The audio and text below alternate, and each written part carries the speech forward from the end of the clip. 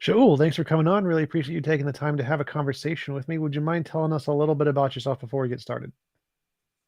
How much time do you want me to take on that? 72 hours would be great. Jeez.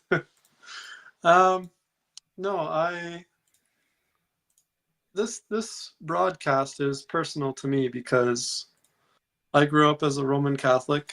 My father identifies as an agnostic, whatever that means. I mean, he believes that there's a creator, and he says he prays, but um, other than that, there's no real definition. His wife, my mother-in-law, is a psychologist who deals with children. So she's also from a very atheist background. So you can imagine my way of life as following Yah and Genesis to Deuteronomy, known as the Torah, may be very different from somebody who, from a modern standpoint or a clinical standpoint, doctoral standpoint, scientific standpoint, would take grievance or issue with that. And so, I've always approached the scriptures from a factual, historical, archaeological, and scientific point of view. I'm very well read. I spent 5 years in the security field, in which I would usually read about 350 to 400 pages every week of a different book, whether that be about Hebrew, whether it be about Greek, different languages, about the scriptural manuscripts, history or archaeology or otherwise. So I'm very well read. A lot of people might think that people who believe in scripture are based on faith. And myself, I go by the Abrit, the Hebrew terminology for belief, which we see in scripture means to be firm. Amunah. So in Hebrew, the word for belief or amunah, faith, means to believe in something that is firm. It's factual. It's not something that's a blind belief. So understand that I come from an atheist agnostic background. And in my early 20s is when I started to study, is scripture factual? Are there any facts to it? What basis do we have for believing in scripture? Myself, I don't think that there is actually an atheist, because that means that you don't believe really in some creative power. I heard you admit in your dialogue with Michael Behe that you do believe in some kind of universal power. You can clarify that for us later on, of course. Maybe you have some kind of definition.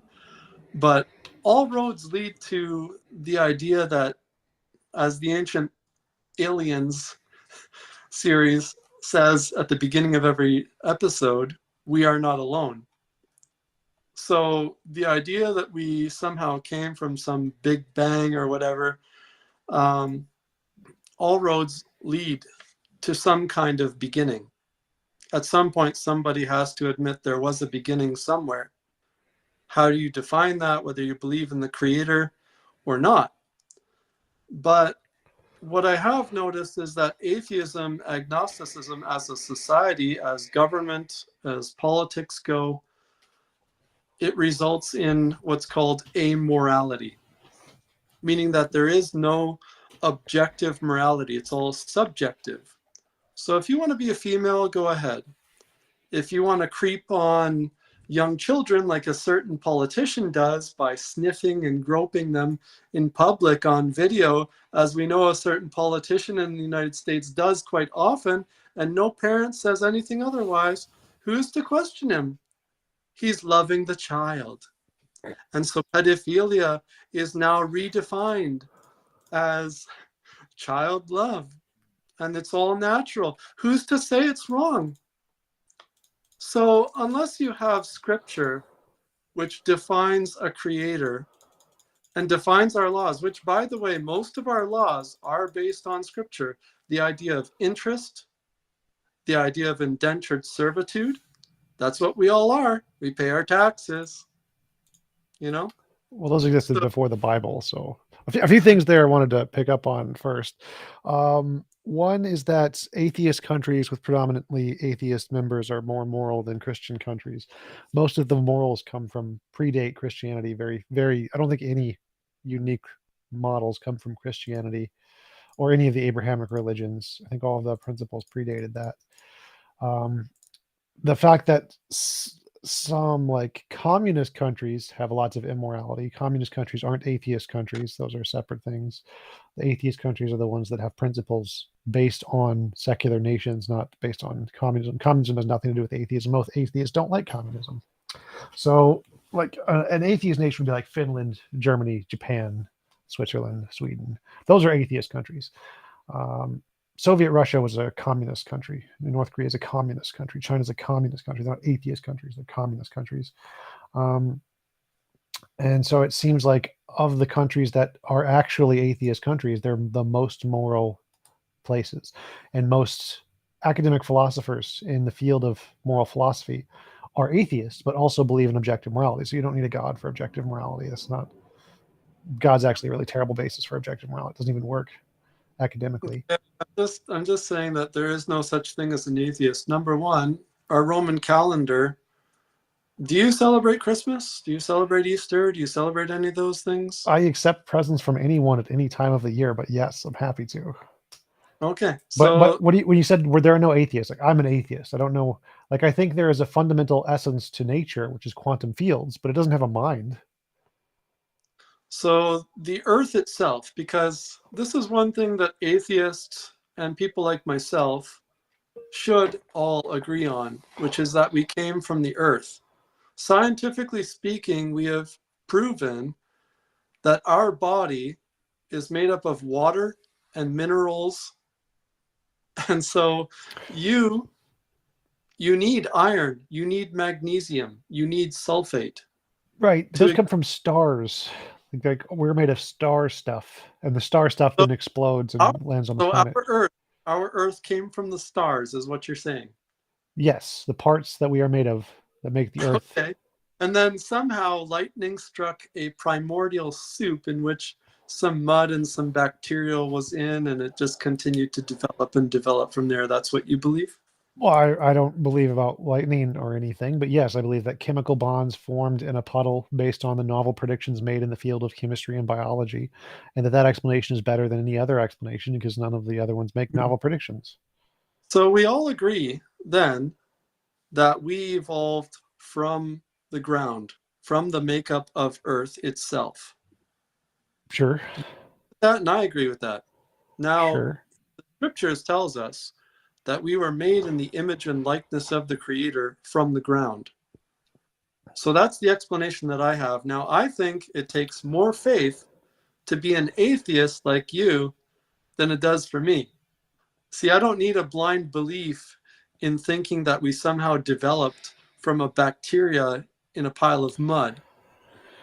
It's a lot easier for me to read the scriptures and see that the Creator created me in his likeness and in his image. Okay, so You get now I'm a little confused because when we're created from the earth, we were amoeba, single-celled organisms. Those were the things that were first created of the earth. that's Um, in that's not mud. what We're talking a bacterial from mud. So this is mud? originally what Darwinism started with, was that we Darwin had monk. no idea what the original life was. He was just looking at common ancestry. But like, I agree we came from the earth, but when we came from the earth, we were single-celled organisms, life initially. And so if God made life in his image, he must look like an amoeba of some kind. Now, if you're saying that he made us fully formed from the earth, like fully formed humans or something, well, that would be different. We wouldn't really agree on that, other than the fact that we came from the earth is literally the only fact we agree upon. And so, if your argument is that because we were made in the image of a God and we were came from the earth, therefore the Bible or something, those seem to be very contradictory statements. Since when we came from the earth, we were amoeba. Okay, at some point in the evolutionary scale, you have to admit that we came from the water onto the land. So then that involves minerals and components of the earth. Yes. Otherwise, why would we need iron? Why would we need magnesium, gold, silver, monatomic gold, colloidal silver, sulfate? All of these are inherent within our body. Yes, all of the chemicals that are in nature are in our bodies, including the Yeah, plastics now. but aqua life is different than human or earth primordial life. In what So, way? Because they're also made of hydrogen, oxygen, nitrogen. Um, no, the minerals that are found in the dirt have been studied genetically and microbiologically by people like Michael Behe and otherwise, which I'm surprised that after your discussion with him, you haven't moved forward. You've kept in this state of belief in which aqua life is the same as land life in terms of mineral makeup, genetic makeup. Yeah, it's carbon based, just like land life. It has the same proportion of hydrogen and oxygen, just like land life. It's made the amount of chemicals proportional in the sea life is exactly proportional to the amount of particles of that kind in the universe. So the more common the particle in the universe, the more of it is Mm, in the body of the organism, with the exception of helium, which is shared the same between both. They're both made of DNA. They both have the same um, ERV markers. They both have the same genetic makeup. I don't understand. Yeah, they're the same. So, what's your credentials again in terms of university studies? I have a PhD in everything from everywhere. Yeah, I don't believe that. So, Well, anyway, that doesn't address my argument, so you didn't prove me my wrong. fact, the facts are that I studied at Canadian University College in Macomb, Alberta. Anyone can look that up. But again, that North, doesn't address the argument. So your credentials don't matter. You have to address the argument. it does matter because No. uh, you're claiming facts or so-called Yes. or making claims Yes, that all aren't. life is carbon based. That's a fact. That is proven in science. You don't get to disagree with that. All life has the same chemical composition of hydrogen, oxygen, carbon, helium, nitrogen. It's all the Okay. same. Yes. They're all So made of again, DNA. Yes. Like this is confirmed. Every scientist agrees with this.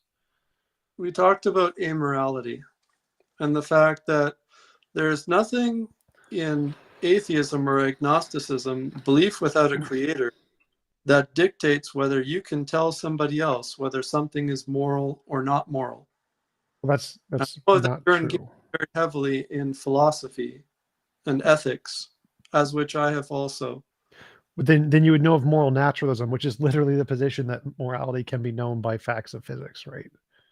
No, I If can't. There's nothing that says by facts and physics that you can or cannot sniff a 12-year-old girl in public as a politician. so you haven't studied ethics and you don't know of moral naturalism, is that what you're saying? Because I'm saying, it's a pretty big field in moral philosophy. This is like a pretty well-known thing, moral mhm, naturalism, which is literally the position morality can be known through science in the same way physics can. That's literally the principle of it. mhm. So I mean, you may not agree. Like it's fine if you disagree, but if you just but it's definitely a thing. Yeah, it's your thing clearly, but Yes, clearly, I'm a moral what is naturalist. it that dictates a moral law? And give an example. What a moral law is, like a law of physics. It's a fundamental Okay, part of the say, universe. let's say circumcision. Let's go there then. So the moral law, what I think it says is no involuntary imposition of will. And so if there is a person who is conscious and the consciousness entity does not want to be sniffed or circumcised, then it would be immoral to do that to the person. So yes, those would be immoral based on the principles of this law.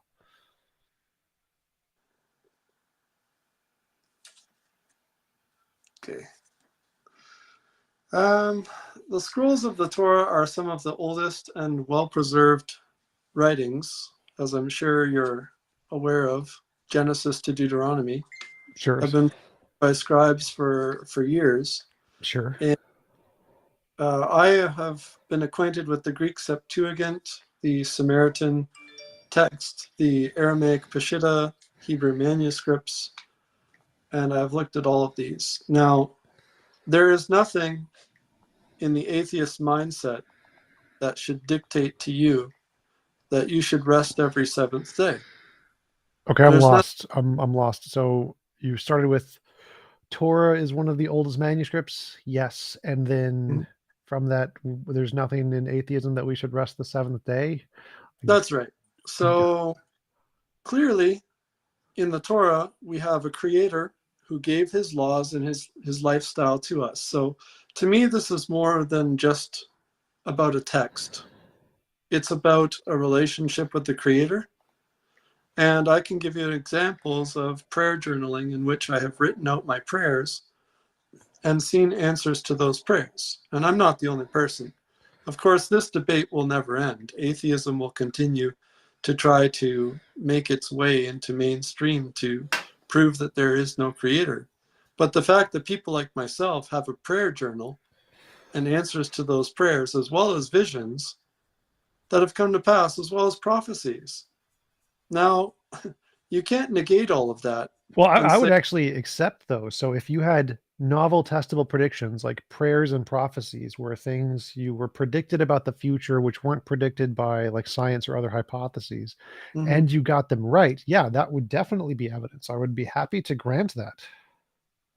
Okay, so my question is then, have you studied about the real Mount Sinai in Saudi Arabia?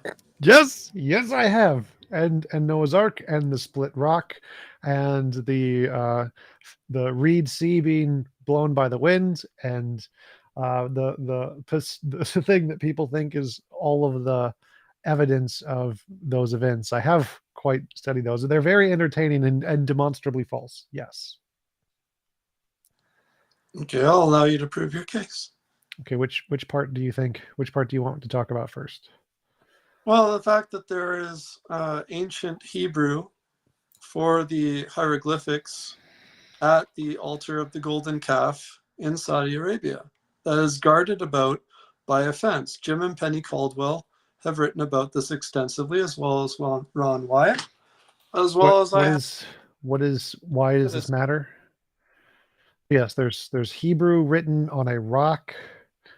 Therefore, what? The Exodus case is over 500 pages with pictures on every page from archaeologists, scientists, and philosophers alike. Dr. Seuss also has pictures, but what is the evidence? Well, the evidence is the fact that, for example, I've got, this is just a small portion of the books that I have. Well, I'm looking for you to like tell me what is in the books that you think is evidence, not just pictures of books. Pictures of books doesn't particularly help me. For example, a lot of people poo-pooed that the story of Abraham was actually true. Yes, I agree. So I think that Abraham was fictional. Okay, well, it's not. The Bible in the British Museum has clearly illustrated that the Aramaic or Aramean people existed. It has documented and named. I agree. The Aramaic people existed. I agree. Well, no, you're backtracking now. Wait, what? I think Abraham didn't exist, but the people who we refer to as Aramaic people did exist. Oh, okay. So just not Abraham. Yes. Gotcha. So how did, as we have Modern Science in the Bible by Ben Hobrink, I don't know if you're familiar with this one. Probably familiar with his arguments. Okay, so the question is, how did they know that on the 8th day of a son's life, that prothrombin would be available within the bloodstream to clot the circumcision? What is the question here? Like, how did they know that blood clots after 8 days? On the 8th day of a boy's life, you shall cut the foreskin as an oath unto Yah. Yeah. Okay. So how did they know? How did they know that vitamin K would be at its highest peak on the 8th day of a baby boy's life? They didn't know that. They didn't. No, okay, what they knew was that when they cut it before, the baby died a lot, so don't cut it before. And then they waited about 8 days and it didn't die as much. And so they... Oh, yeah. And how do you come to that conclusion? How did they just by experimentation? That's your philosophy? That's how people learned things back then. Yeah, that's how people learn things throughout all history. It's a pretty good method. Well, that's actually false. The baby would not die if they were circumcised other than prior to the eighth day. That's absolutely false. So the die was an exaggeration. There would be health issues. It would actually die in many cases because of infection and loss of blood. That would happen. It wouldn't happen all the time. Where's your evidence of that? Biology, getting wounds infected was the primary cause of death for most people back then. So yes, people would die from infections because of these things called germs. They exist. Like germs infecting wounds is a pretty common way of death, especially back then because they didn't have any antibiotics.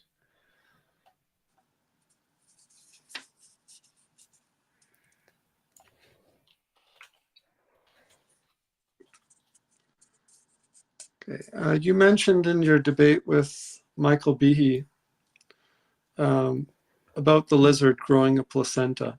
Yeah, I believe that's right. This does not equate to a different species, though, does it? Yeah, it does. I think. I don't know what you, well, I mean, I guess it depends on how you define species. But it's definitely an evolution. So it may or may not qualify as a species because there's about 26 different definitions of species, but it's definitely an evolution which contains positive information. And so that wasn't a species example. A species example I'd probably use would be the ring species of the lizards. That would be a better species example. Mm-hmm. It's still a lizard at the end of the day, and a human is a human at the end of the day. And the Torah tells us that Adam was created as one ancestor. And scientifically speaking, even atheist archaeologists have admitted to a black man's origin. No. So, As far as iceberg goes, yes. no, Yes. we The came oldest from Africa, but known archaeological find, known as the Iceman. that was a Neanderthal. But Okay. so humans had a lowest population of about 1,200. There was not a single man. It was not a single one. It was 1,200. Now we all came from a lineage of specific individuals in that group, but there was never a single man from which all humans came. There was a group that had evolved from a previous group of apes, and though they were human about 200 to 150,000 years ago, and there was a large group of them which was collapsed due to an apocalyptic event to the numbers of about 1,200 was the smallest the human population ever got, and from that we evolved. Yeah, those are all estimates. Of course, everyone's just grasping at straws. I mean, these numbers are made up. There's no No. facts. Okay, well, show us on your screen. Show us where there's a fact that you're bringing up. Well, these are all facts. These aren't things people made up. Oh, These are facts based on uh, evidence why they came to those conclusions.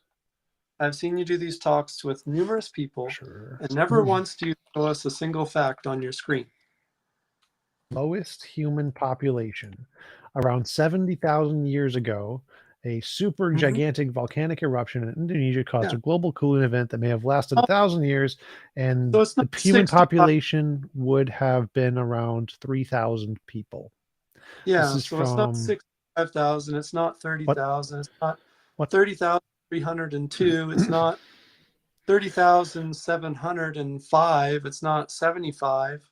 Yeah, this is based on evidence, though. So this isn't just people just made it up. This is like, hey, Hey, we where's have the evidence. evidence They, again? they can give you an exact date. They can give you an exact year here. It's just there's no point. Like they can say the eruption happened at this year because here it Well, is in the ice yeah, layers. Do you want yeah, the let's. exact year? Where's the Toba evidence? Toba 1,000. catastrophe. 74,632.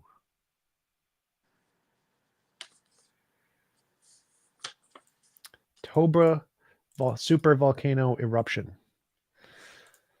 Super volcano eruption.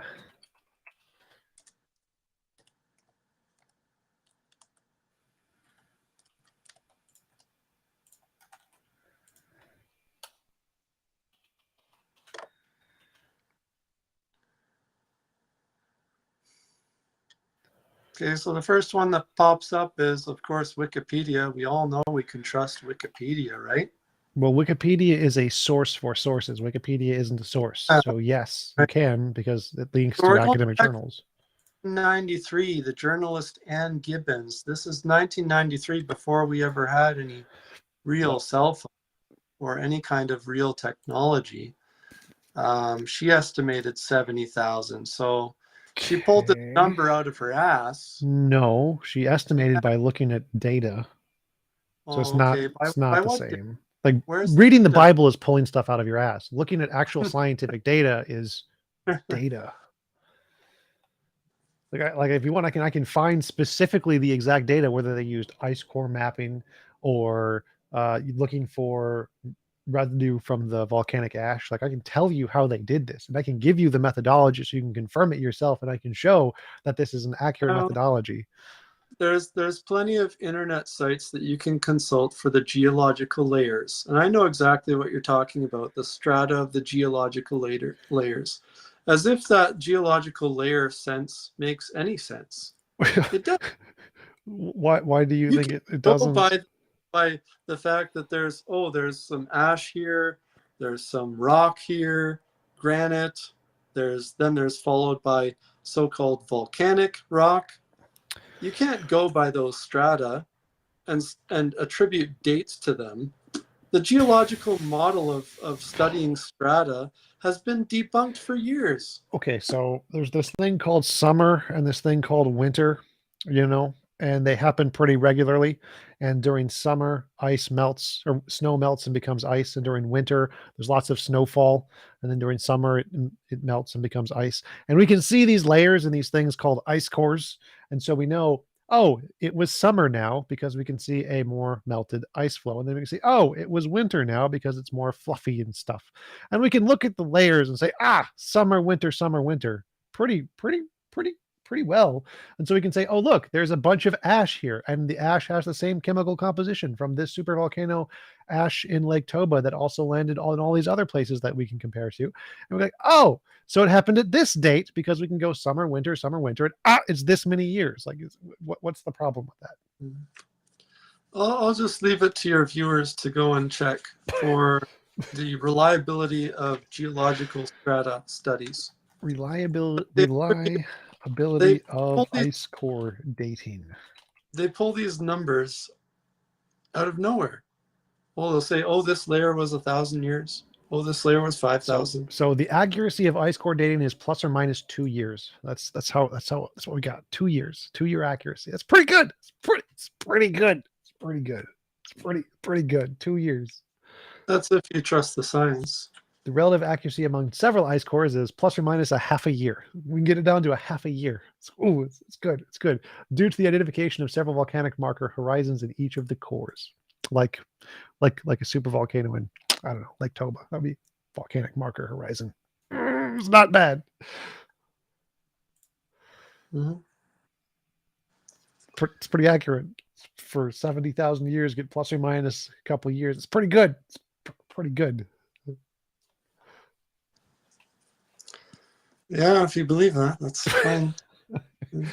I mean, do you believe tree rings? Tree rings are about a year, right? They grow. That's what they do because of the summer winter cycle. Like when it's winter, they stop growing because it's winter, and so they have a different consistency that's during that period, and so they have a different colored layers for each year. It's a yearly thing. These seasons, so we can use those to measure the years, right? Right. It's pretty reliable. Yeah, I agree with tree rings for sure. And ice cores are the same thing because it's literally the same summer winter cycle. It's like A lot of the literally the same thing. a lot of the strata and geological studies is different than that. We're talking about catastrophic events that Right. were talked about by all religions. So every religion has a story of creation as well as the worldwide flood, as well as the Not fact that true. Not true. So many of them don't have a flood. A few of them don't have a creation story. I think there's at least one I know that doesn't. And there's no worldwide flood in most of them. There's mostly local floods, which are more accurate, and they're at different times. yeah, okay, I was just generalizing. the fact that they have this in common amongst various religions about earthquakes and floods that have affected them or separated the continents, or that they've had interactions with the creator, is pretty common amongst all peoples. That's Now, because, or well, earthquakes and floods happen all over the world, kind of like rain. Rain happens all over the world, and so does like the sunrise. So they also have yeah, stories of the sunrise. That's also pretty common, and the moon because they all see the moon. I don't think it's because there was one global flood. It's probably because there were lots of floods all over the world. It's a thing that happens all over the world. So they all include that into their stories. It's like stars. They include stars into their stories too because they all see them. okay. So once again, I state that I think it takes more faith to believe in what you believe, because my belief is very simple, based on scripture. So the scripture guides my life. It tells me about agriculture. It tells me about how to understand the calendar, the sun, moon, and stars. Tells me about how to treat my neighbor. What do you have that tells you specifically how to treat your elders, Moral that philosophy. pedophilia is wrong, Moral that philosophy. raping is wrong? Moral philosophy. Well, I'm telling you that most people don't want to get raped. So what happens if you get raped tomorrow? It would be morally wrong to rape people. It is immoral to rape people, which is the consensus among That's, academics in the field. Yes. where's the consensus of a child? So consensus means the acceptance of multiple people in the field. And so a person can't have a consensus. A person has an opinion. You could ask, what is the consensus among children? They don't like being raped. I imagine. I haven't asked them. I, so So you have, consensus is like there's nothing go in ahead. politics that you should legislate that people should not be having sex with children based on your principle. No, my principle says that's immoral Why, if the child wants it? Has because been, the child doesn't have the mental capacity to give consent yet.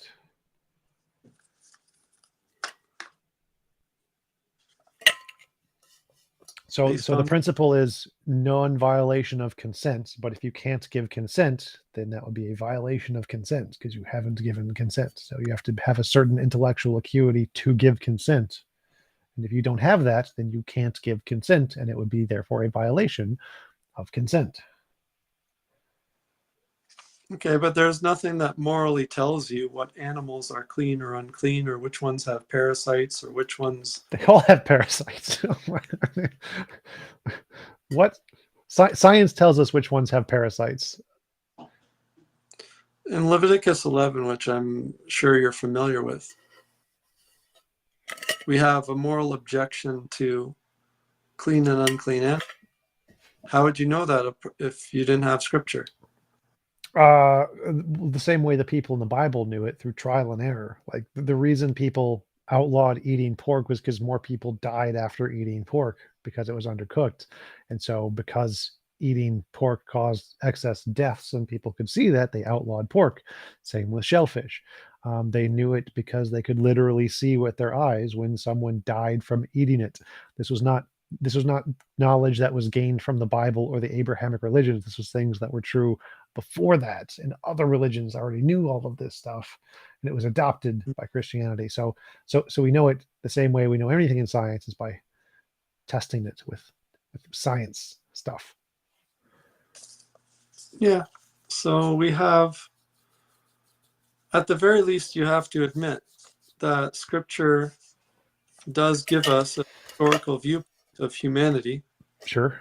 and its origins, as well as it gives us these laws, these guiding principles, which, you don't have to do by trial and error anymore, because Yah said very clearly in his Torah what laws to follow. Well, those were done by trial and error, but the second one you said, the human origin thing, that part I don't No, he think I said got that one. clean by trial and error. Yeah, those were like societies learned that eating shellfish could kill you by eating shellfish and many of them dying. So I'm curious as to how you explain the Egyptian fall of their empire in the 18th dynasty. Starvation? No, they've described it in the hieroglyphics. I mean, have you not read? They said very clearly the very same things that the Torah said. That day was turned to night. Their rivers turned to blood. What? I don't recall that part ever being in any of them. No. Oh, okay. Well, it is, and this has been documented and stated on numerous places. So uh, this is leads me to the question of the Exodus. See, the Exodus is the epitome of the Torah. It's when it was given. It's when Yah delivered his people from bondage also to. didn't happen. So you said that you knew all this stuff, that you had looked into it. So Yes. So there are no accounts of any of the trials accounted for in the Exodus in any Egyptian hieroglyphics. They don't mention it. They don't mention slaves. They don't mention slaves escaping. They don't mention chasing after the slaves, as an emperor wouldn't do that. There was no mass death of an emperor, no mass death of soldiers. Those didn't exist. That didn't happen in the Egyptians. There's no accounts of the Exodus in Egyptian hieroglyphics. That's literally one of the things that, like, the Hebrew Israels in the field looking at it agree to pretty regularly. So, I found the end of Egypt's empire. There was a climate became erratic and unstable. The Egyptians relied on water from the Nile and floods to help their crops grow, but the Egyptians' climate experienced roughly hundreds of years of dry spells and water became scarce. They died of starvation. So I was correct. It wasn't. It was the not in the 1800s. 1800s is not the correct time frame. in page 111 of the Exodus case, it's documented the ties to Manetho in Egyptian history, flourishing under Ptolemy I, wrote of the history of his country in the Greek language by Julius Africanus and Eusebius, as well as Josephus. So numerous historians knew that these facts were, in fact, What facts? About the Exodus. Well, like, The can you say, give me an author, how to spell his name, and which particular fact that he wrote about? Well, I mean, these are pretty much easy to Google. Manetho, How do you spell it? Julius Africanus, How do you spell Meniso? Manetho. Etho, ancient Egypt, and then which of the things did he talk about? The blood water thingy?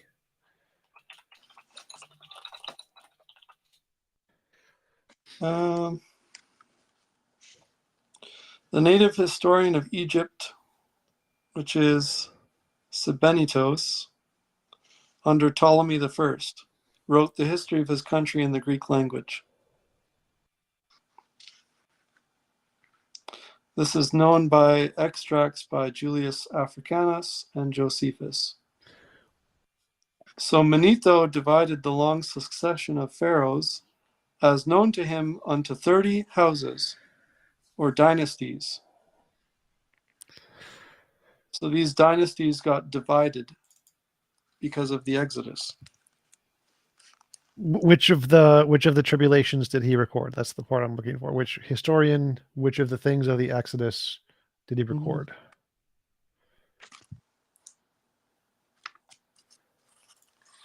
Just looking for it.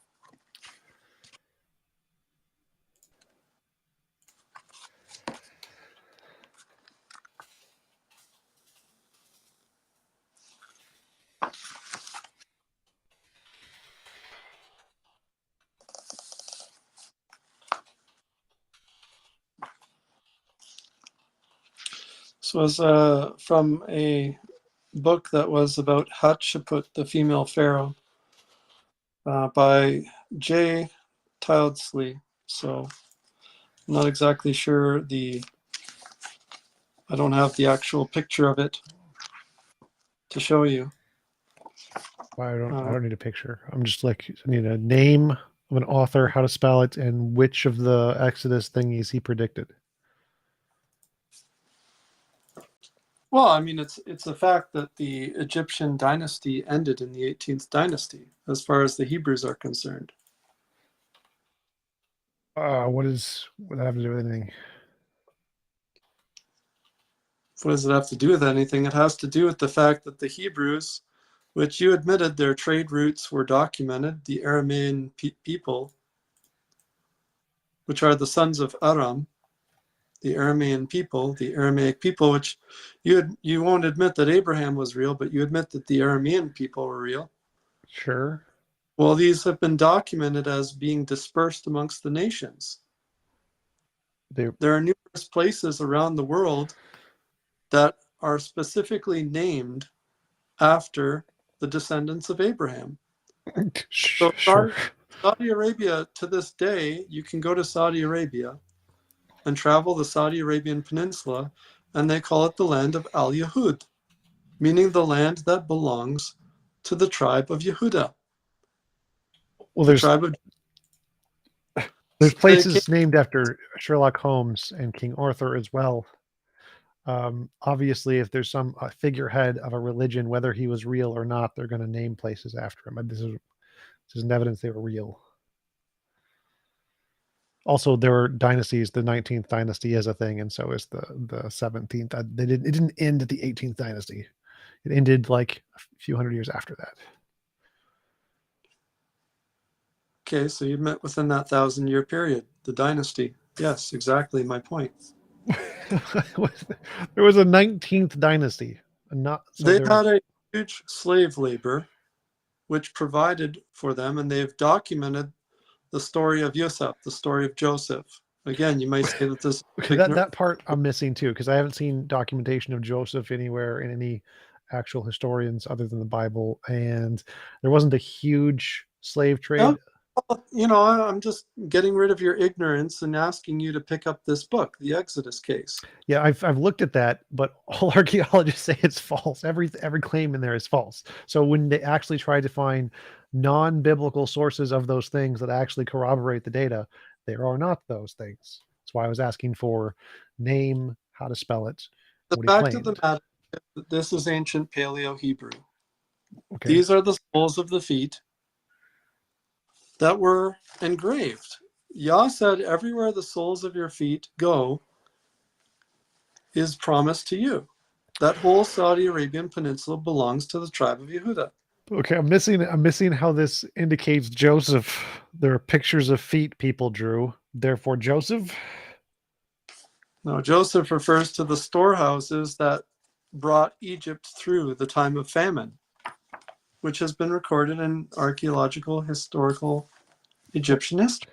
I agree there were storehouses. That I totally agree with. I don't see how that's Joseph. What? Well, what I'm saying is read the book. So I've gone through these arguments many times with other people and with actual academics, and the academics in the field, including the Christian and Jewish academics in Israel, say these things are wrong. Like there isn't archaeological evidence of the Exodus. Doesn't exist. There are no archaeological mentions from Egyptians of an Exodus. Didn't happen. There are no examples of in Egyptian history that the bloods were filled with water or that the firstborn died. Didn't happen. Those did not happen. They're not in history anywhere other than the Bible. So I'm not sure how reading the book is going to help me. Pretty ignorant statements to think that people would copy these scrolls in 5 different languages dating back thousands of years ago, and they would copy them and copy them and copy them, and it's all based on fables. Why is that? Why? That's like, you believe that happened for every other religion, right? Like, why? No, actually, the Torah is the only manuscript in terms of ancient writings that was copied into 5 different languages and preserved the same way for several thousand years prior to our common era. Well, no, the copying part is what I'm. So, like, the copying part is true of every holy book. The No, Five it's not. Rings, Confucianism, those were copied into multiple, like 12 different languages. We're talking. The Vedas, the Bhagavad Gita, also 12 different languages. I'm not sure where you're getting this. Only the Bible. Okay, let me just go Google your reference Years of my to. life.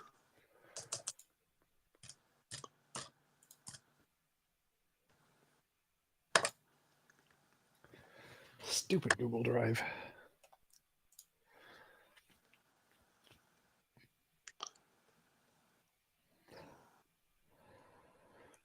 Okay, the Bhagavad Gita, for example, is the second half of the 1st century of our common era. Yeah, but it was copied into multiple languages. That was your argument, right? Only the Bible has been transferred and copied for years and copied into multiple languages. And so I'm talking about in terms of ancient texts, we have a development from Proto-Semitic, which is reference to the sons of Shem mentioned in Genesis. They were using a symbol language, which we now know as Ancient Hebrew or Hebrew. It's called. So I thought your argument is that people wouldn't copy down a fiction for this long, something like that. That's your argument, right? No, my statement is that the text of the Torah was a development from Proto-Semitic, which is a symbol language much similar to Egyptian hieroglyphics, like I showed you in the picture from Saudi Arabia. Picture of the feet. Yes, I remember that one. All right. So we have a picture language that was developed prior to written language as we know it now in square script.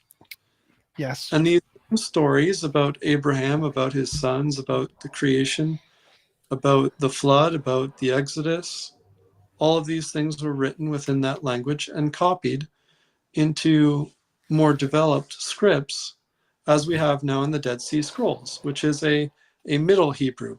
It's not modern Hebrew, it's Middle.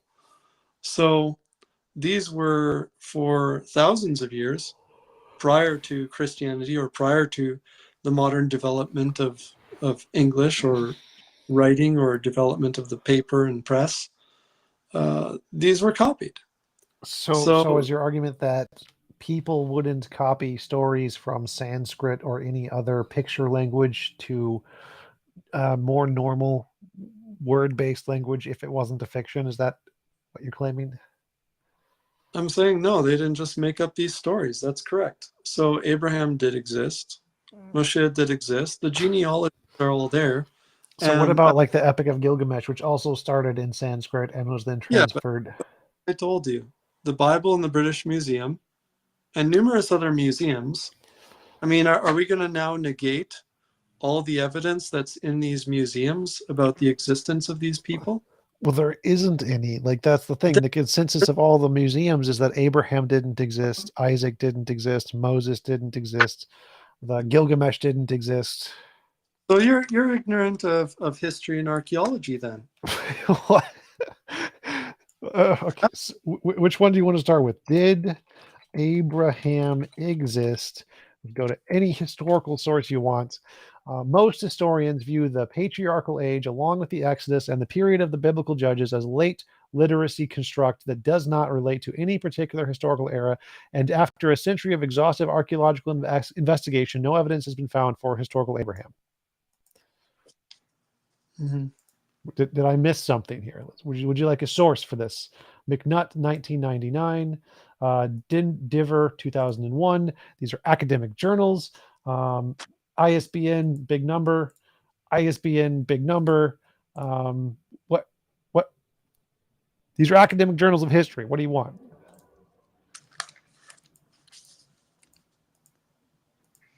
You're familiar with the Merneptah Stele? Not off the top of my head. Okay. Documented 1250 to 1220 BC. The monument describes Yisrael as being defeated by Merneptah. Okay. So this is one example that pertains to the Exodus. You can find pictures of this. Wait, what? Go back to the part where it mentions So the Exodus. this one's from the Archaeological Study Bible. So I'm not just pulling this stuff out of nowhere. You refuse to acknowledge that there are archaeological and historical references to the people of Israel, to their history, to their travels, to their... Well, no, the people of Israel, I think there's lots of history from Israeli people. Like we have archaeological evidence of them. The Exodus didn't happen, but there is archaeological evidence of people from Israel. That's true. So I mean, I'm not like my objection is the Exodus did not happen. Abraham did not exist. The people who made up those ideas did exist, and they were the Israelis and the Amalekites and et cetera, et cetera. But so my claims are that the people, the matriarchs and patriarchs of the Bible didn't exist. The people who made them up definitely existed. Otherwise, the Bible wouldn't exist. Okay, so you do acknowledge that there is some historical and archaeological validity to what we call the Old Testament. Yes, there's many claims in there that do correspond to actual facts that happened. Like Egypt is a place. That is a real place that really exists. Yes. Okay. So but I mean, that's like Harry Potter. King's Cross Station is also a real place that really exists. That doesn't mean Harry Potter actually existed.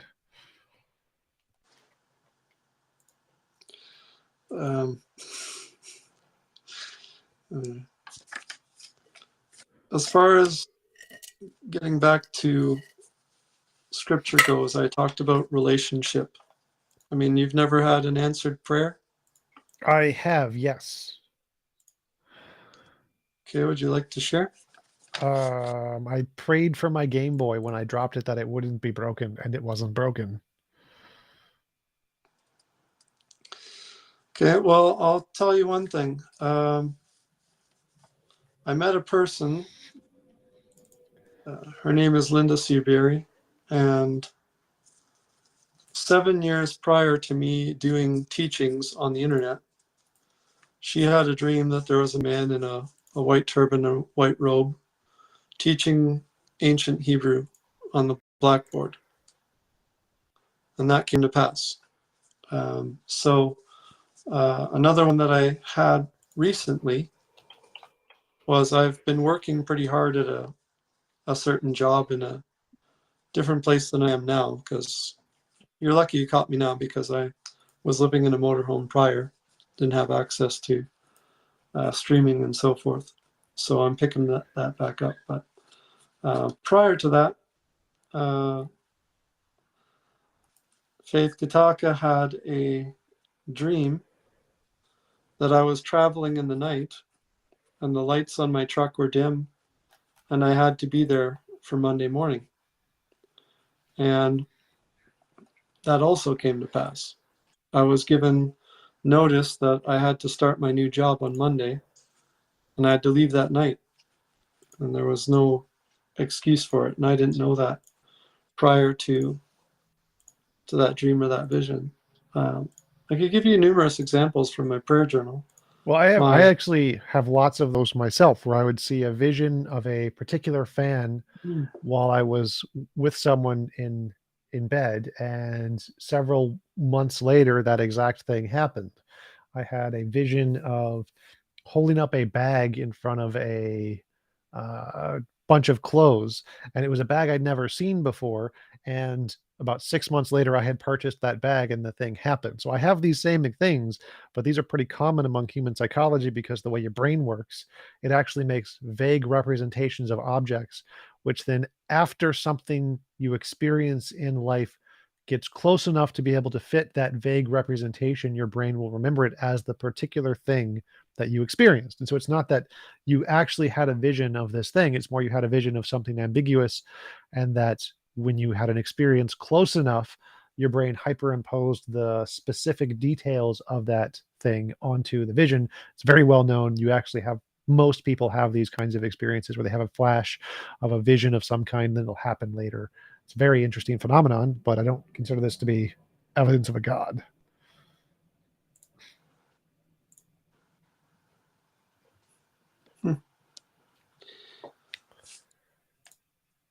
I would say that every child instinctively knows that there is a creator and that they understand that there is life and death. And as they grow, they begin to mature and understand these things. And this is why, to this day, people are still searching for a creator. I don't think atheism has an answer to satisfy the human longing for a relationship with the creator or knowledge of life and death apart from scripture myself. That's my belief. And again, you haven't stated anything that dictates to you what morality is apart from scripture. There's nothing apart from scripture that tells you that you should circumcise your child. You shouldn't do that. That's not a good idea. But Okay. So thank you. Thank you for admitting that you don't have anything in nature or in your own mentality that tells you that you should do that. And yet, scientifically speaking, they've proven that circumcision is healthier. no, not actually the case. Okay, so It you're on the can, side. Are like we going back now? what? Are we going back now, scientifically speaking? Like, this is well-known knowledge that it prevents against diseases and so forth. Well, Or it makes you at a lower risk of like HIV and things because yeah, the places where the virus would potentially be able to grow are not there because there's not a big flap there. Um, but you're also like you risk bleeding and infection in circumcision and irritation of the glands and higher chances of mentitis. It's not like this is a particularly good thing. No. And the benefits where we're talking about like HIV didn't exist until like the 1930s to 1950s. And so that benefit didn't exist back when people were doing this in the Bible. And so it didn't actually do anything back then. It was just a weird habit. okay, so they just decided somewhere Yeah, they did. that That they're was going to weird. start doing this. Yep, that is I buy that. true. They thought it was weird, and they're like, you know what? We're gonna cut them off because it's weird. That's their entire justification. Like just Google origin of circumcision. It's a very hilarious story. uh, So, morally speaking, as a society, we have usurped all of the resources that our land that we walk upon has available to offer us, and we've indentured slaves to do it. Wait, what? And Say that my again. stone, like lithium for your cell phone, stuff for our laptops, all the plastic, all. Would you admit that we are destroying ourselves? No, we're mostly getting healthier. Like we're doing some Okay. things that Think that damage our there is just an bodies. endless resource of gold and silver, an endless resource of lithium, endless resource of plastic. All this stuff's just gonna We make those continue. things. I mean, sort of. So like those are a lot of those are artificial. We make them like diamonds. We artificially make diamonds now. We make like plastic didn't exist prior to us making it. It's an artificial compound. Right. Um, So my point is that we have been usurped by society as a whole to disconnect from the creator through artificial living. That's where we're at. And we are going to destroy ourselves unless you believe in scripture that Yah is going to establish his kingdom. so I'm a little lost here. So all of these things have increased our life expectancy, improved our lives, gave us happier, longer lives with that are more fulfilling. So Okay. if Well, improving our lives is getting detached from the creator, that's a good thing, I think. let's just take a look at that, shall we? Okay, what are we looking at? So I can look it up as well. What are we looking at? Average life expectancy, 81 years tops. Well, I know people who are living now in Africa.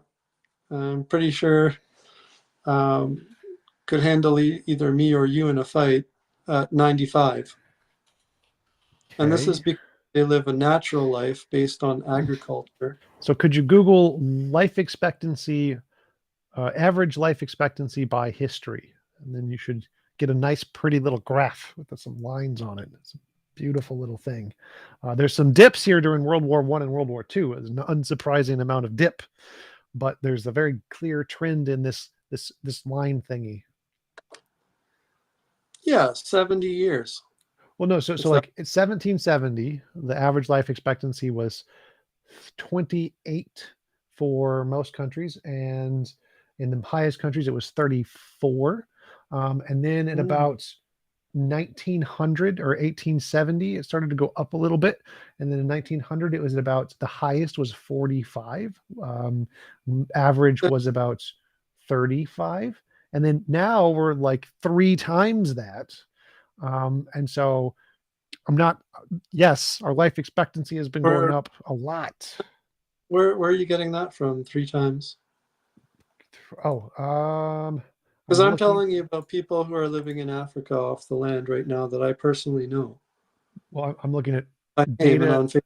I'm looking at published peer-reviewed papers of the average life expectancy from across the world of literally millions of accounts. So not just anecdotes of like the collection of everyone. So obviously there are a few people who have lived a really long time all throughout history, but that doesn't tell us anything about the average life expectancy and whether that's gone up. Well, I mean, scripture was very clear in the days of Noah that life was to be allotted to 120 years.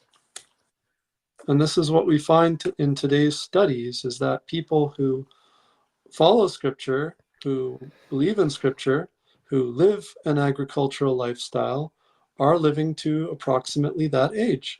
The people that I'm talking about are people who believe in scripture. They're not atheists. Okay, so the life expectancy is higher in non-religious countries. In religious countries, it's lower. In America, it's lower. So that's not the case. It's the more secular you are, the longer life expectancy you have. It's very, very strange. And it's not 120, it's usually about 103 as the max on average. And that's the highest it's ever been every time in history. Before that, it was like 30, which is not 100. It's less than 120, I think. Bad at math, though. Well, we're talking about the Roman Empire, the Greek Empire, perhaps, No, where no, they, like 1850s. It was 1850s. this is why scripture stated that you are supposed to go and dispose of your feces in a separate area. This is why you're supposed to separate women who have their menstrual cycle for a certain 7 days. And why Jesus forgot to mention to wash your hands. He said not to do that because it would demons. They've had all these instructions, which, from a health perspective, cause them to live an age of roughly 120. Those are facts, as opposed to the other Gentile nations that were. Where in the world did any Christians live to that age? Because the average Christian life expectancy was the same as everybody else at the time See, period. this might be your problem. You're used to dealing with Christians, not people who followed the Torah, not Old Um, Testament.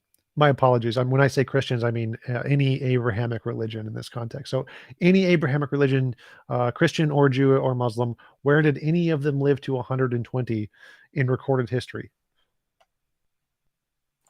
Well, again, you're saying that Abraham was fictional and all the people in his genealogy were fictional, but yet we've got places, trade routes, which, as again, I said, are documented in various museums that document the travels of these people and the length of their life. So, I mean, you want to poo-poo all that and say it's no, it was fictional because it doesn't jive with your historical. Well, there's no evidence of it. That's the problem. I think Abraham lived like 175 or something in the Bible, right? So I like, do you have anything in recorded history of people living that long? Not Yeah, biblical here. actually, we actually have archaeological evidence of people like YaHUAH, Joshua, for example. The place of his burial is known. Okay. So they've documented these people and their lineages, their generations, where they had traveled to, the lifestyle that they had led. And no, I think it's ludicrous to think that people would just start slaughtering animals for offerings if it wasn't commanded by interactions from the Creator. And I think that to say that there's no evidence of the Exodus is absolutely ludicrous when you've got people from different walks of life, whether it's atheist or Christian or Hebrew or Asian, for example, in the case of Dr. Leonard's book, in So which he's sorry to collab. just interrupt there. Historicity, Joshua. The prevailing scholarly view is that Joshua is not a factual account of historical events, cited by Cote 2000, McCullens, and Williams 2010. The apparent setting of Joshua in the 13th century BCE, which was a time of widespread city destruction, but with few exceptions. The destroyed cities are not ones the Bible associates with Joshua, and the ones it does associate with him show little or no sign of being occupied at the time. Given its lack of historicity, Carolyn Pressler, in her commentary for the Westminster Bible Companion series, suggests that the readers of Joshua should give a priority to its theological message, what passage teach about God, and be aware that these would have meant to audiences because it's false. So no evidence of Joshua. I believe the first person in the Bible who has solid historical evidence was David, King David, from my research. He existed, real person.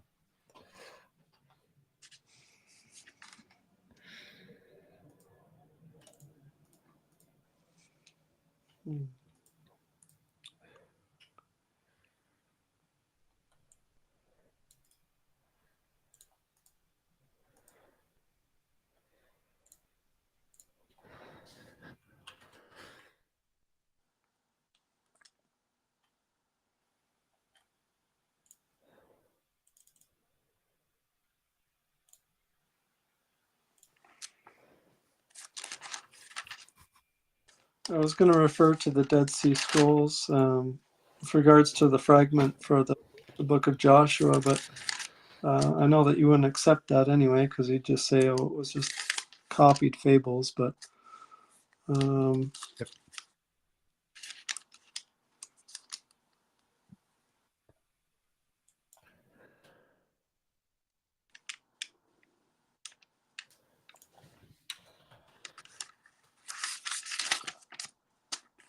Yeah, I don't see, because the Dead Sea Scrolls were copies of the book of the Old Testament and the book of Esther. yeah, and yeah. So I don't see why that would be considered historical evidence. It's just copying the same stories. Like, why would that be considered evidence here?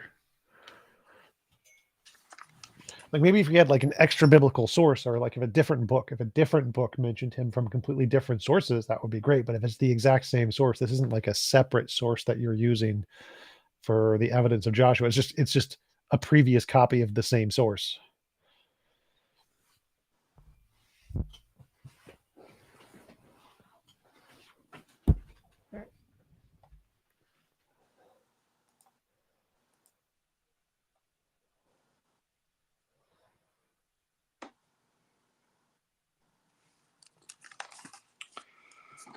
Yeah.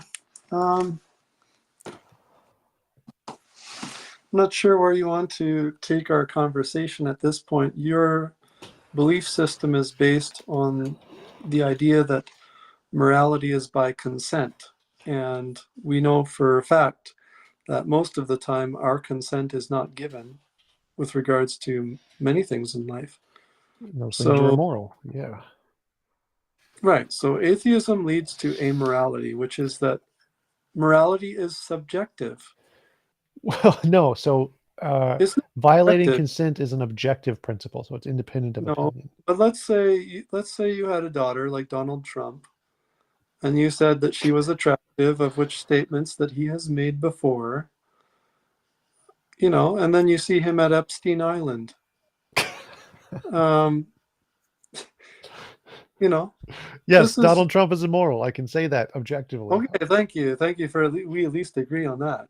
And so is So Joe Biden. I agree Joe Biden is also immoral, so we can agree on that one. okay, um, And we also agree that we all come from the same mineral makeup. Sure. So things like, yeah, um, Hydrogen, you know, oxygen, nitrogen. Yes. right. So, what I like about scripture, and this is that to me it's a guide for life. I wouldn't know about the agricultural insights that I know about. I wouldn't know about morality or ethics in terms of the way that I know them from the laws of the Torah if I was not a believer in creationism or the creator, because again, there's nothing morally that obligates me to circumcision if I have a firstborn son. There's nothing that obligates me to keep a seventh day rest. There's nothing that obligates me to celebrate the wheat harvest or the barley harvest in the spring for Passover. I mean, this was an agricultural community. And atheism, as it stands today, does not have a community, a self-sustaining community. And sure, there may be people that have their own land. Maybe they've learned some of these agricultural principles, but by and large, most do not follow scripture as far as I've seen on Facebook groups or interacted with people. Um, so we're headed in a downward spiral as a society with our modern tech, our modern science, and our way of doing things, which is completely disconnected from community and a self-sustaining lifestyle that doesn't ruin all of the resources that we have on the land we walk, whether it be the gold, the silver, the lithium, the gems, again, going back to this whole plastic society that our system has created. So only scripture brings you back to natural living, grounding with the creator, and establishing a self-sustaining community that can be viable for us to live a wonderful life. Well, I find that ironic since it's the ones that believe in the Bible that's stopping progress at preventing like climate change and pollution of the environment. It seems like the atheists are the ones that are like we should stop doing this stuff. It's like they're the ones that are like advocating for not that. Yeah, I'm not sure where you get that from, but according to scripture, we are supposed to live off of the land in a community and in a natural way. Well, like the Republican Party is the one advocating for like not regulating carbon emissions, not regulating pollution levels. The Democratic Party, mostly non or supported by Yeah, mostly non-religious, are the ones like, yes, let's not it do that. doesn't matter who these politicians are or what their belief systems are, because none of them are following Torah. None of them have a relationship with the Creator. None of them are saying, let's go back to scriptural community. So when we look at the scriptural community, we see a community that planted their seeds in the spring. They celebrated Passover. In the summertime, they celebrated the wheat harvest. And they were all doing very well, communicating as a group, assembling together every seventh day and on different festival days for worship and community. That's family, that's community. And without scripture, you just don't have that. I think people have had that for many tens of thousands of years before scripture and after in cultures without it. But we have some questions from the audience, if you don't mind. Mm-hmm. Hi Bear asks, is morality determined by God's nature? I don't really understand the question, because the nature of the Creator is that we are made in His image and likeness.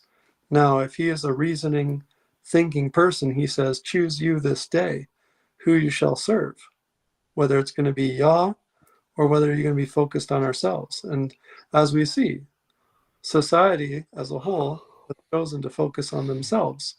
Morality is once again subjective. If I want to have sex with a child and that child consents, then according to Mr. Tom here, that's okay because the child has consented. No, I explicitly said children cannot give consent because they don't have the And intellectual what acuity. So, based on the Bible, it's okay to rape children. Based on the Bible, it's okay to kill children. Based on secular morality, those things are wrong. Okay, so next question. Sisyphus asks, ask him if it's true that the Hebrews plagiarized their religion from the Canaanites and from the Babylons. Well, it depends on which archaeologist or people who have studied the development of written language that you consult. So the typical method has been the historical critical method. If you go to any university or theology book, they'll be going by the historical critical method, which places the Canaanites as prior to the Torah, and that the Torah developed out of Canaanite belief and Canaanite writing. And that's absolutely false. That theory has been long disproven. I don't have an opinion on that one. If he were to find definitive proof that the Old Testament was what Tom thinks it is, what would it look like? Falsification criteria. Well, I actually haven't heard really, Tom, from your perspective, what exactly it is that you believe about the Old Testament. You've admitted that there's some historicity to it, there's some science involved in it and archaeology, but you clearly believe that Abraham was a fictional character. But regardless of that, the text itself from Genesis to Deuteronomy is basically a guide for life. It tells you how to observe the sun, moon, and stars as far as calendrical time goes. That's why we have a calendar. The Roman calendar is a development from previous calendars that were developed by Babylonians, Egyptians, Greeks, and so on and so forth. The Hebrew calendar is based on an agricultural community.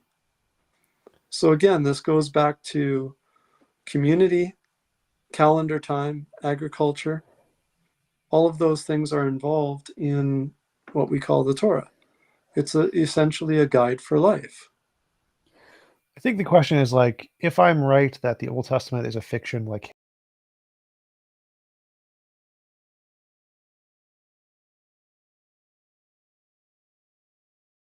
Harry Potter, what would you?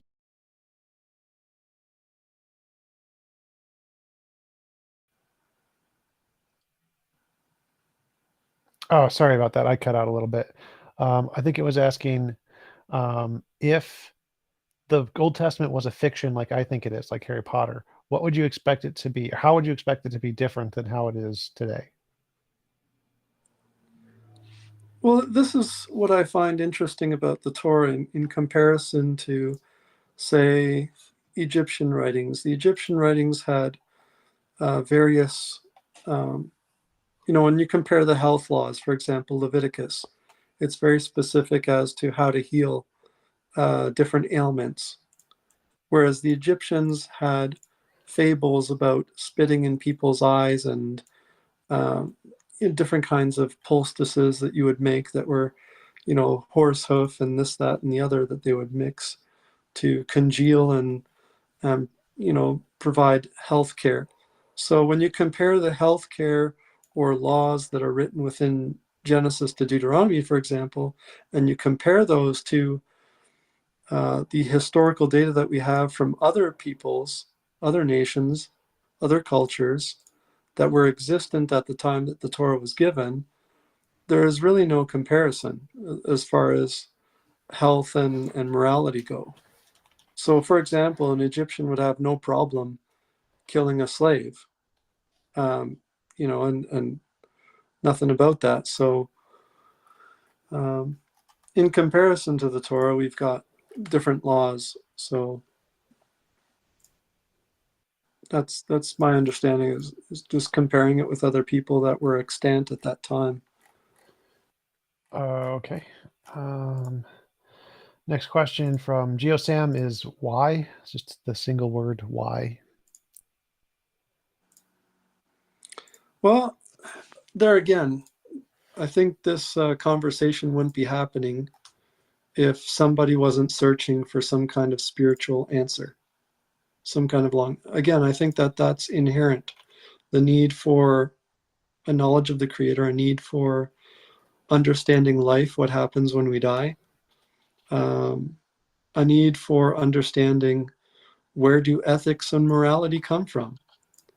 I mean, otherwise, why is Tom spending so much time in epistemology, in philosophy, in psychology?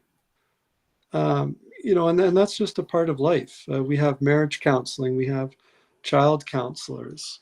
I've looked into, when I was studying to become an educational assistant, you got textbooks like this, Looking Out, Looking In. It teaches you about communication skills, teaches you about how to interact with people without escalating into an argument or fighting.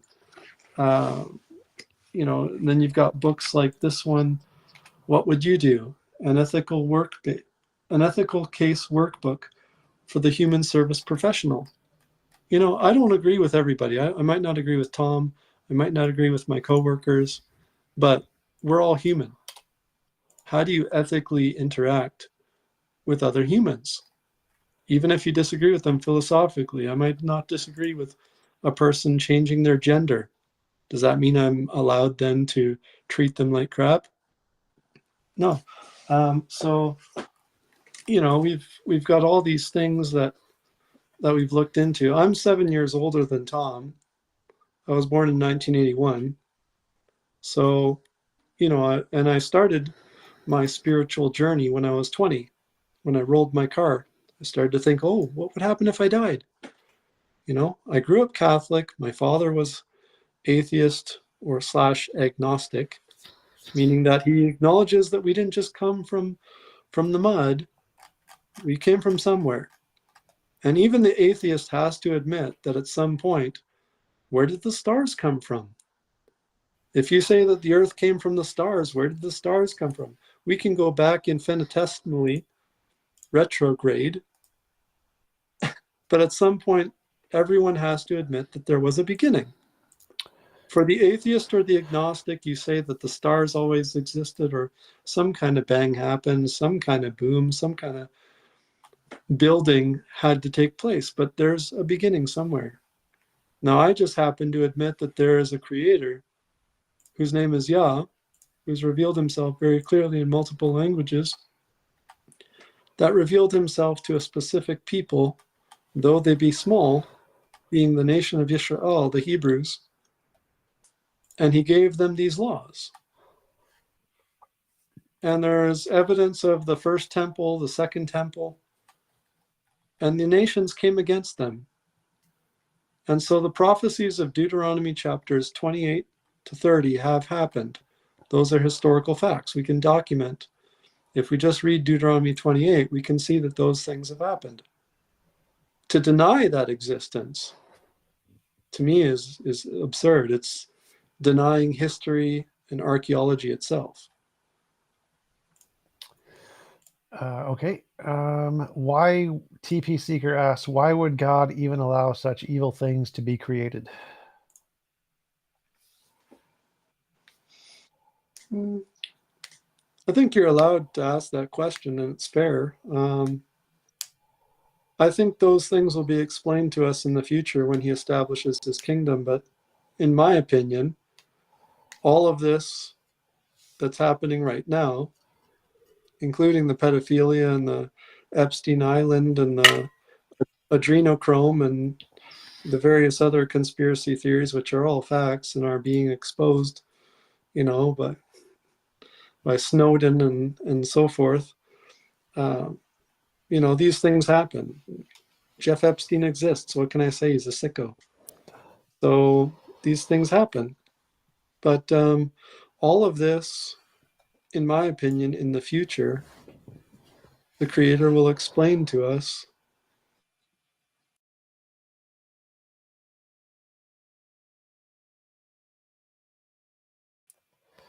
self-evident that to his morals, ethics, his laws, results in what we have today. All the pain, all the suffering, all the tragic stuff. Gotcha. Ask him what he thinks about no-hide laws. Well, this is the thing about the Torah, is that it's developmental. So, for example, circumcision was not a commandment until Yah commanded it. The same thing is true of Passover. Passover would not have existed if it wasn't for the Exodus.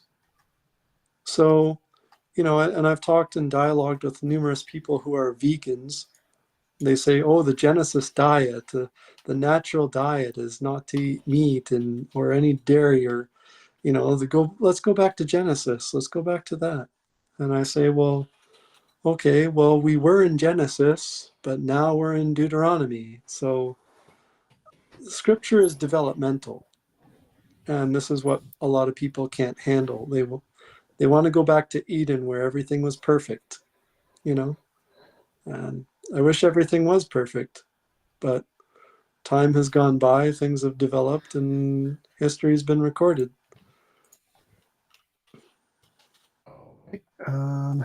Question is, ask him what he thinks about Leviticus 26:29, since you care so much about children. I believe that's the dash babies against rocks verse.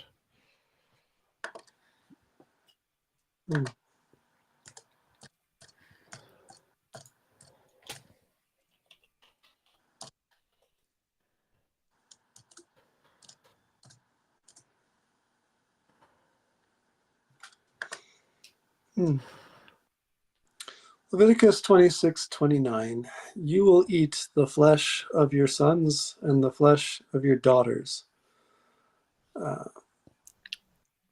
Very clearly, this is talking in context about people who have walked away from the Creator, people who have walked against his laws, and they have clearly gone into idolatry. Verse 30 says that Yah will destroy the high places and the incense altars and leave their lifeless remains upon their own idols. So clearly these are people who have gone against the laws of the Most High. So actually opposite of what he's trying to prove, that that Yah commanded this. This is a problem with reading in context. So learn how to read in context, I guess, is what I could say. I would suggest the other quote, the one about you will be happy dashing your babies against the rock. I think that's a better one for the example. But Thinking Sapien asks, ask him why the Old Testament God forces people who want nothing to do with that God to cannibalize their children. Yeah, is that based on this text then? It's a different person. I don't know if it's, so I don't think it's the same. It might Yeah. be the same one. I don't know. Now, I'm not saying that there's not troublesome texts within the Torah. What I'm saying is that ultimately the laws that Yah gave within Leviticus and Deuteronomy were plainly to establish an agricultural community that was self-sustaining and prosperous and joyful in the presence of the tabernacle of Yah, which he established amongst his people.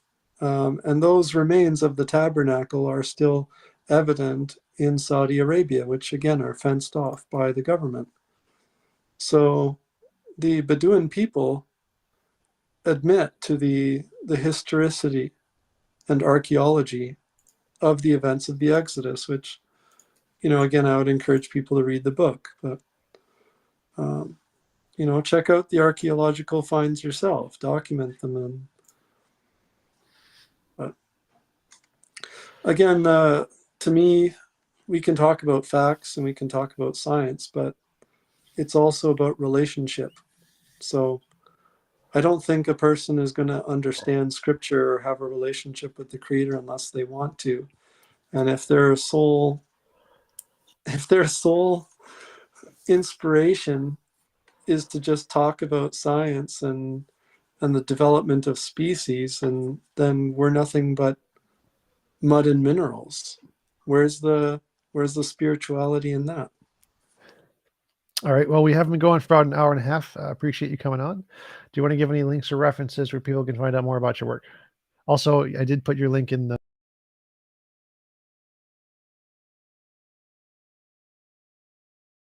damn it.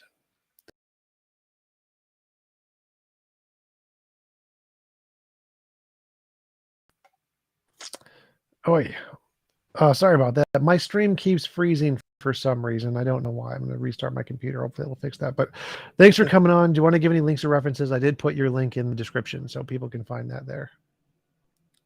Okay. Yeah, it's thewayofthemosthigh.ca. And if anyone wants to reach me by email, it's followYah@gmail.com. As I said at the beginning of this broadcast, I've dialogued with people from around the world. It is being translated in different languages. And if you wanted to contact me for that matter, Tom, at any point, even off the record, feel free. I have enjoyed our discussion. Again, thank you for your time and thank you for hosting this and whatnot. And I can see, I've just tried to get into some of your broadcasts. I would still like to hear what your response is to what you've talked about with Michael Behe in terms of irreducible complexity of complex systems, because the genetic info has to be there. And when those genes break down, that's when you have a devolution, not evolution, a regress, not a development for the better. We see complex systems that need to be in place. You'll never see a dog go from being able to see black and white to be able to see color. It's just not going to happen. So scientifically speaking, I'd like to hear where you're getting this idea that new species can become something else, that a monkey of all things could become a human. Because we've been observing them for over 6,000 years.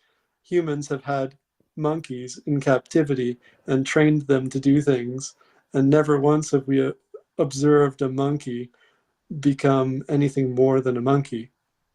So I'd like to hear your explanation. Sure. Well, we do actually have cases of things gaining the ability to have colored vision. In fact, there's a example in human women. Human women, a certain genetic gene will have them be able to see 4 cones of light instead of 3. So they can actually see an extra color that we are missing because of a evolution. But yes, irreducibly complexity was debunked. It's considered complete pseudoscience in the field because we have proven definitively new information can be gained in evolution, such as with the placental thing I mentioned or the VPU thing I mentioned in my debate with him. There are tons and tons of examples of these. They've been proven in a lab, observed directly. There is definitive evidence evolution is true. It's not really so. Mm. The questions I Well, was bringing up with let me Behe were philosophical more than was about the biology. Right, but again, I mean, we could philosophize all day, but I mean, the bottom line for me is that scripture is a book about life and living and morality and how we conduct ourselves, and especially in terms of relationship to the creator. So, um, if you were to say that there is no creator, then um, what's your guiding principle to morality and how we move on as humans, as a community? Because if we are going to move forward, it's going to have to be as a community. So I think quantum fields are the most fundamental thing in reality, and I think that morality is also going to be a field in physics like that, and we can understand what morality should be by looking at the fields in physics. And I think that the best moral world would be one where it would be impossible to force anyone to do anything they don't consent to doing, and that would be the most moral world that we should try to achieve. Okay. Again, if you have my email, just send me some links to those evolutionary concepts or developments that you would respond to Michael Behe with, Well, because actually, so there's a great video by Professor Dave on Michael Behe, addresses him specifically. That would be the one I think you should check out. So just do Professor Dave, Michael Behe, and you'll find it immediately. okay. Awesome. Well, thanks again. Really appreciate you coming on. I hope you have a wonderful rest of your day. Okay.